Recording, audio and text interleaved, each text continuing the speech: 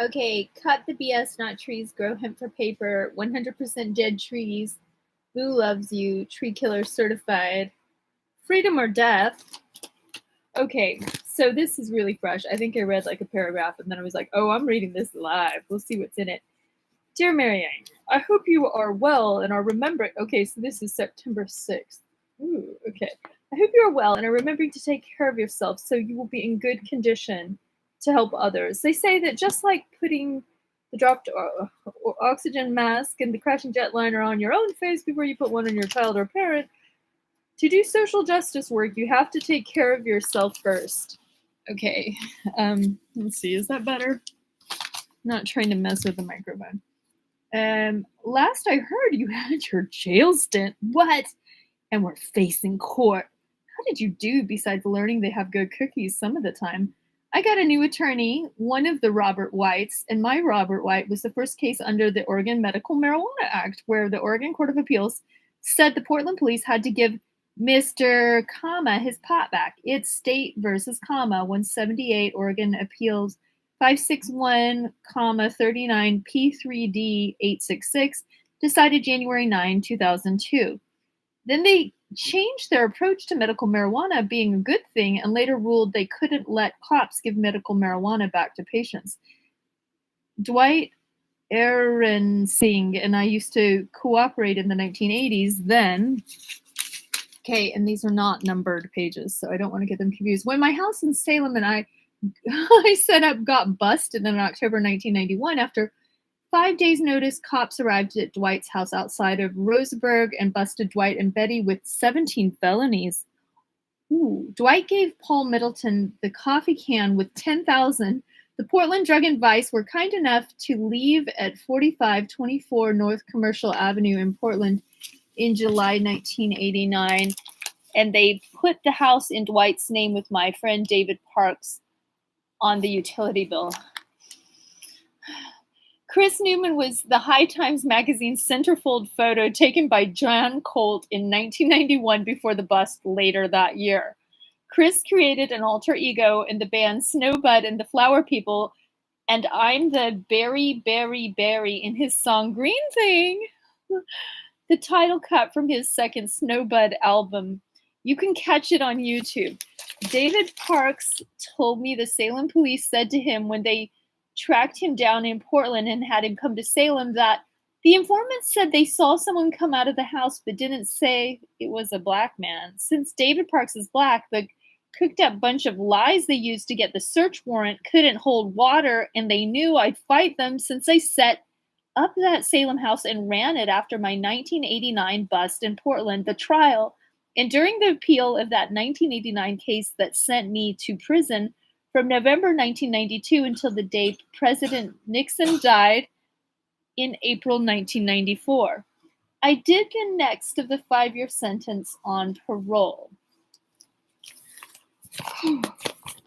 Dwight got mad at me because he was silly enough to get caught with stuff at his house 5 days after being told the house he owned in Salem got busted. When Dwight went into prison on that stuff at his house and his wife Betty took care of their critters, such as changing the pastures the cattle were in, she found out it didn't take as much work as Dwight had let on. For years he did that when Betty worked in the timber mill. The strange reality of it all is that Dwight's Oregon Court of Appeals case regarding the return of medical marijuana after that became legal years later cites my very own Stull v. Hoke 326 OR 72, 948 P2D 722 1997 that I filed from prison when in for growing pot in 2 houses Mary Hoke owned in Portland, where I got the money to set up the house in Salem. David Parks went to the Grand Ole Opry with Beyonce and the Dixie Chicks. When B took the Chicks, they go by since, to the Grand Ole Opry, they'd been 86th for one of them saying she was ashamed to be from the same state as Bush. Which one? In 2021 or early 2022, David told me it was okay to let it be known he was on the power bill in Salem 1989 to 1991. No one, including David and me, got busted for the Salem house, but both Dwight and Paul Middleton got busted with pot at their own homes, and Dwight pled guilty instead of fighting The bogus warrant to his place built on the bogus warrant to the Salem place.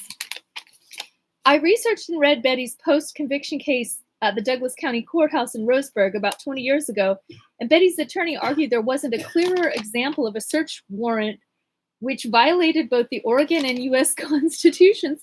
But the state responded with, yep, but when you plead guilty, it doesn't matter what the warrant said or didn't say or do. I'm sure that made Dwight even madder at me because he couldn't bring himself to face his own responsibility for his bad choices. In 1994, I got out of prison and learned from Jack Herner that Paul Middleton shot himself rather than face prison with his medical conditions.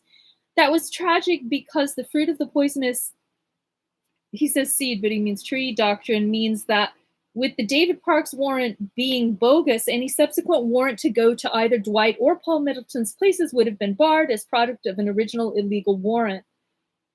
But those cats caved and David and I didn't. David Parks is a rock star now, and his band, a trio named Too Many Zoos, is on the internet for your yoga posse grooving, bumping, and grinding. He's the black one. So Mr. Robert White is going to help me with a motion for a mistrial. And yesterday when I said Dr. Warford was a no-call, no-show, after having been subpoenaed, his body language was like he got hit with cold water. He was visibly shocked. Judge Lucero said today that after I complete my sentence here in the Oregon Department of Corrections on September 25th, 2023, I will go back up to Multnomah County to be held in jail pending further proceedings. I was in Multnomah County Detention Center from April 18th, 2023 through July 28th, 2023, when I was brought back here to OSCI, it's Oregon State Correctional Institute, in Salem. When I got back, I got my mail, which had piled up while I was away, including mail from the U.S. District Court, which said my case was dismissed because I failed to file an amended complaint by my deadline, April 20th, 2023. When I got my property, it included an envelope addressed to that court for mailing. Someone decided to put in my property instead of the mail box. It was supposed to be in from where I left it. I sent that envelope and a motion for relief from default. Motion for relief from default to the U.S. District Court, but haven't heard back yet and don't know that I will by the time I get sent out of here by September 25th, 2023. On May 2nd, 2023, Sheriff Corrections deputies drew blood, putting on handcuffs. What? And I sent that material that documented the event to the court while I was still in jail, not knowing the case was dismissed. And the court clerk sent that stuff to me here in OSCI when I was still in Portland. It's a struggle keeping up with the various bureaucrats, both inside and outside, and both the ones working for the government and others such as friends and family. My sister Barb sent me in insurance stuff with a deadline to meet. I didn't, or the benefits would be sent to the state of Pennsylvania, unclaimed property, which I assume it was. Our father died and I was listed as his life insurance policy. I have no idea what I had or have coming and have yet to learn. But I was even in his will those years after he died, choking at dinner at the age of 94 on Slurpee Day, 7/11/2021. I wrote out today that if Dan Haley takes the same weeks he did in August to send me mail here in OSCI, I will be gone. I sent me in mail, my sister Bonnie sent to me at the trailer court in April where Dan has a key to pick up my mail on August 29th, 2023, over 4 months after she sent it to me there, knowing I'd be in Portland for court and that Dan came in to the courtroom for, but never did he mention my sister's letter. 18 months and I still can't get my own money from my checking account sent to my Oregon Department of Corrections trust account.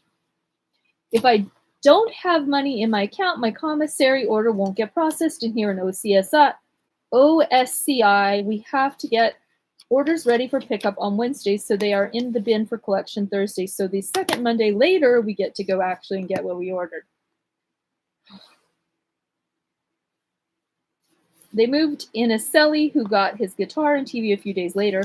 I was giving him guitar lessons and got to watch his TV once he got a cable to hook it up, but a day or so later, they had to move him to another unit here in OSCI. So I have a pitch pipe to tune my guitar coming if I ever need one. I went to my commissary order on Monday, and Mr. Hendrich will have me in on Thursday, which is tomorrow, because the gal who processes the orders messed up. One is supposed to use a highlighter to mark the spots on the form where we ordered stuff, and another gal actually reads the highlighter lines and pulls the items. They both messed up because items weren't highlighted and other items which weren't pulled. I bonded with Mr. Hendrich because he knows the conspiracy theories are sometimes real, and he knows I stick it to the man as much as the man sticks it to me. I had 2 music books taken when I went to the disciplinary segregation unit, DSU, because they didn't have my name and SID number in them.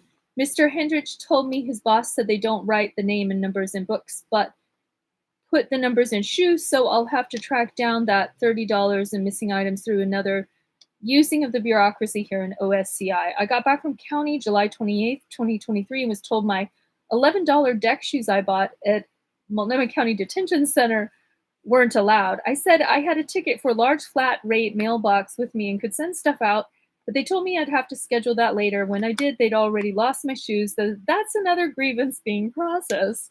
Bonnie wrote me that I returned a book she sent me in MCDC, but that I didn't want and never saw because she sent it in without following the rules. Then Dan Haley wrote me in and mentioned the book.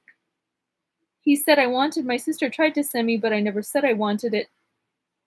Said I didn't want it and that he didn't need it. It's on how to start a nonprofit. In Oregon, a nonprofit is started by filling out the form and clicking the box to incorporate the IRS 501c3 language so you can apply to the IRS later if ever. Then pay $50 with a credit card. Then with that unincorporated nonprofit, the IRS will issue an employer identification number, an EIN, that will allow the nonprofit corporation to open a bank account. Then there are statutes and such to be followed regarding fundraising and accepting donations, but that can all be handled by employees of the nonprofit or interns. I hope to have Wheel, is his attempted nonprofit or nonprofit idea, operating out of my 2-bedroom trailer that a nonprofit has been paying the rent illegally through a HUD grant since I came into custody, but with Dan Haley taking from April to August to send me in mail sent to my mailbox in the trailer court, I have no hope. And to that, my sister wanted to complicate things by not following corrections institutions' security rules and somehow manifesting that I obtained the book and was able to return it has me just watching folk do their own thing as they tell themselves they are being helpful to me.